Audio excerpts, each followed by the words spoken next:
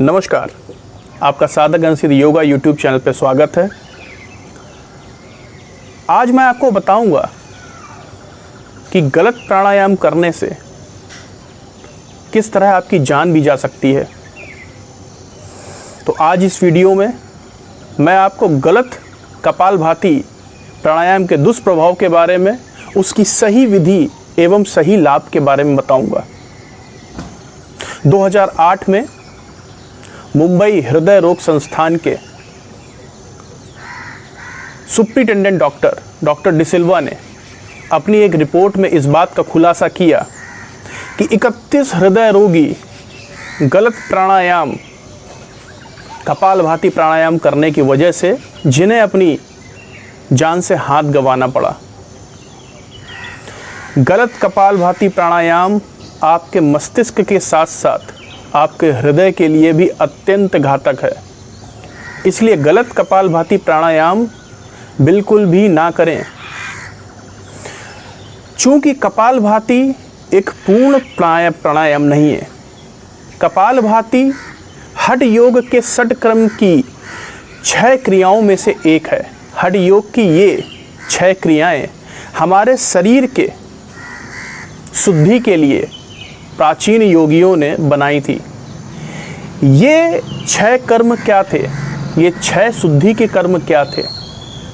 नेति, धौती, नौली, बस्ती, कपालभाति एवं त्राटक।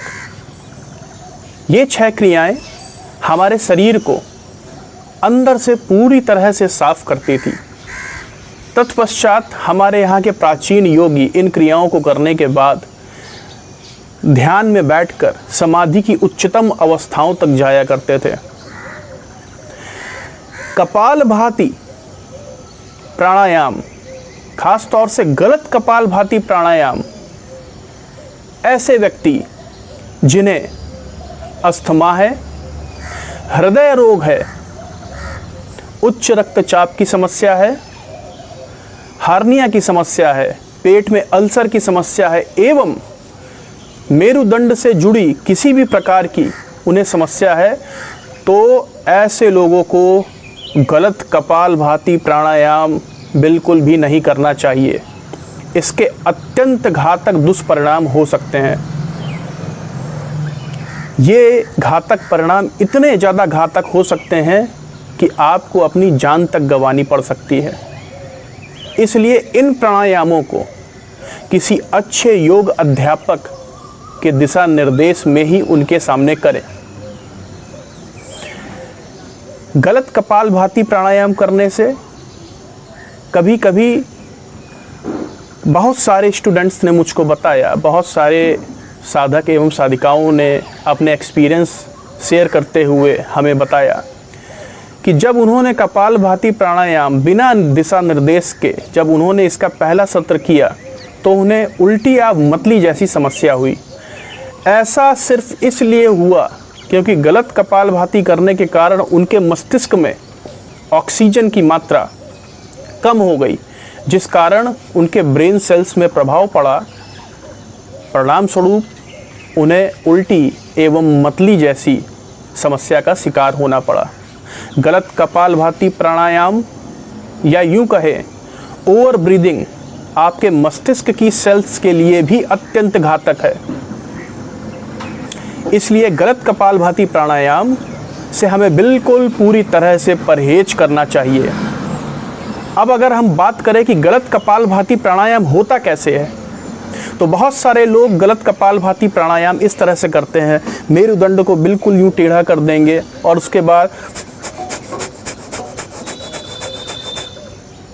लगातार अपनी सांस को बलपूर्वक बाहर की ओर धक्का देते रहते हैं, जिस कारण मस्तिष्क में ऑक्सीजन की पूरी तरह से आपूर्ति नहीं हो पाती। सही कपालभाति करने की क्या विधि है, इसके लाभ क्या हैं? कपालभाति जैसा कि इसके नाम से प्रदर्शित हो रहा है, कपाल अर्थात हमारा ललाट, हमारा फोरहेड एवं भाति मतलब प्रकाश। जब हम ठीक तरह से कपालभाति करते हैं तो वह पेट के कई रोगों को साथ साथ हमारे शरीर के बहुत सारे रोगों को दूर करता है और साथ ही साथ हमारे मस्तिष्क को अंदर से धीरे धीरे धीरे स्वस्थ बनाता है तथा हमारे चेहरे पर सूर्य के जो प्रकाश होता है उसकी तरह हमारे चेहरे पर तेज आने लगता है। सही कपालभाति प्राणायाम करने से आपको बहुत सारे लाभ मिलते हैं, परंतु गलत कपालभाति ठीक उसके विपरीत बहुत सारे दुष्परिणाम लाता है और ये दुष्परिणाम इतने ज़्यादा घातक होते हैं कि यह आपकी जान तक भी ले सकता है। गलत कपालभाति में बहुत सारे जो लोग हैं वो इस तरह से भी इस विधि को करते हैं।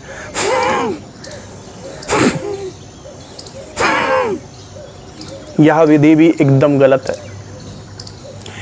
इस विधि को करने से हमारे गले पर तथा हमारे हृदय पर अतिरिक्त दाब पड़ता है जो कि हमारे लिए अत्यंत घातक है। सही कपालभाति विधि करने के लिए आपके मेरुदंड को बिल्कुल सीधा होना चाहिए। आप ज्ञान मुद्रा में इस तरह से आप ज्ञान मुद्रा या वायु मुद्रा अपनी उंगली को अंगूठे की जड़ पे इस तरह से लगा ले या वायु मुद्रा में बैठकर सुखासन, अर्ध पद्मासन, पद्मासन एवं वज्रासन में बैठकर इस मुद्रा को कर सकते हैं। इस प्राणायाम को इन्हीं सारी मुद्राओं में बैठ के हमें करना चाहिए जिससे हमें इनके लाभ मिले। कपालभाति प्राणायाम को करने के लिए सर्वप्रथम हम सुखासन में बैठकर ज्ञान मुद्रा में अपने मेरुदंड को बिल्कुल सीधा कर लेंगे। गर्दन नीचे नहीं होनी चाहिए, गर्दन आप सामने की तरफ थोड़ी उठाकर रखें। तत्पश्चात अपनी श्वास को बलपूर्वक बाहर की ओर धक्का देंगे।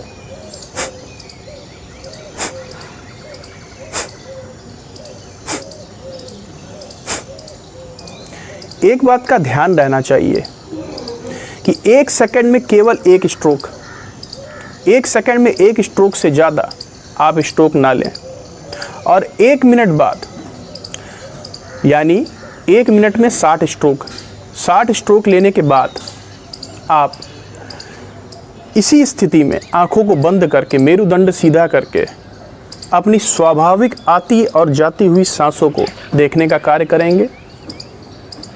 अपने शरीर को फिर से सामान्य अवस्था में लाएंगे।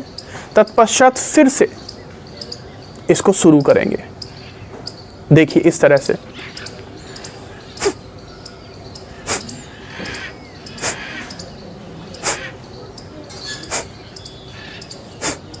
तत्पश्चात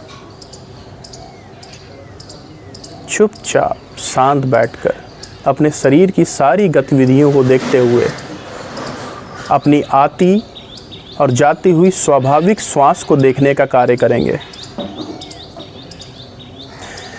कपालभाति प्राणायाम में एक बात का विशेष ध्यान रखना चाहिए कि इस चीज़ की अति अत्यंत घातक है।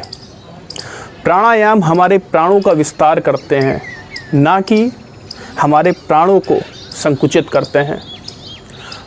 प्राणायाम से अभिप्राय ही यही है कि वे प्राणायाम हमारी जीवन शक्ति को निरंतरता प्रदान करते हैं, उसको विस्तारित करते हैं।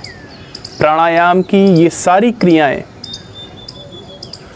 मनुष्य जाति के लिए एक वरदान के रूप में है। इसे गलत तरीके से करने पर यह हमारे लिए अभिशाप भी बन सकता है। इसलिए गलत कपालभाति प्राणायाम से हमें परहेज करना चाहिए और सही प्राणायाम की विधि को अपनाएं जिससे इसके आपको सारे लाभ मिलें। जैसा कि मैंने इस वीडियो में अभी पूर्व में बताया कि ख़ास तौर से वे लोग जिन्हें अस्थमा की शिकायत है, जिन्हें हृदय रोग है, जिन्हें उच्च रक्तचाप की समस्या है, जिन्हें हार्निया की समस्या है, जिन्हें पेट में गंभीर समस्याएं हैं, साथ ही साथ पेट में अल्सर जैसी समस्या है तथा मेरुदंड में आपके किसी भी प्रकार की कोई समस्या हो, जैसे स्लीप डिस्क वगैरह की अगर आपको समस्या हो, तो आपको इस प्राणायाम की गलत विधि से बिल्कुल परहेज करना चाहिए। साथ ही साथ जिन माताओं एवं बहनों को का गर्भ काल चल रहा हो, उन्हें भी इस प्राणायाम से विशेष परहेज करना चाहिए। साथ ही साथ जिन माता एवं बहनों के मासिक धर्म चल रहे हों तो उन्हें भी इस प्राणायाम को नहीं करना चाहिए। इसीलिए कपालभाति प्राणायाम हमेशा किसी अच्छे गुरु की देखरेख में ही आपको करना चाहिए। साथ ही साथ कपालभाति प्राणायाम करने का सबसे अच्छा समय प्रातःकाल का होता है। प्रातःकाल आप नित्य कर्म की सारी क्रियाएं करने के बाद कपालभाति प्राणायाम को करें।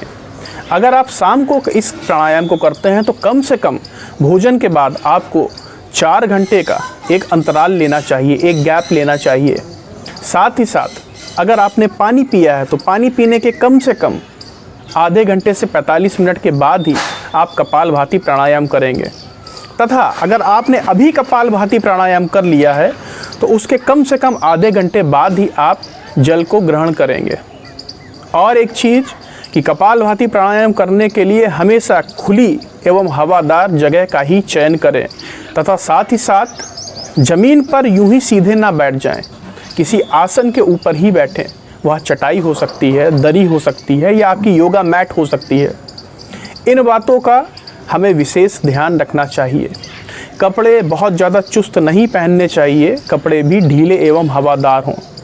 तत्पश्चात हमें कपालभाति प्राणायाम करना चाहिए।